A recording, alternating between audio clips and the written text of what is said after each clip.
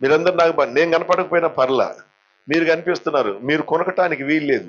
నేను కళ్ళు మూసుకొని వాక్యం చెప్పినా ఏం పర్వాలేదు. ఒక ఆయన కళ్ళు మూసుకొని వాక్యం చెప్పే వరం ఉందట.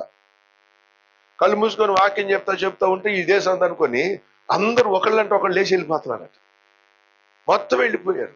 వెళ్ళిపోయిన తర్వాత ఇక ఈయన దేవుడి వాక్యం దీవించునుగా కానీ కళ్ళు తెరిసరికి ఎవరు లేరంట, ఇద్దరు ఉన్నారట. అందులో ఒక ఆమె ఇట్టటి మొత్తం కానుకొని స్తంభానికి ఆనుకొని నిద్రపోతుందంట. ఇంకొక ఆమె ఏమో ఏడుస్తా ఉందంట, బాగా ఏడుస్తా ఉందట. అప్పుడు ఈ పాస్టర్ గారు, వీరు మిగిలిలో లేరమ్మా అన్నాడంట. అందరూ వెళ్ళిపోయారు అన్నాడు. అమ్మా మరి మీ ఇద్దరు ఎందుకున్నారు?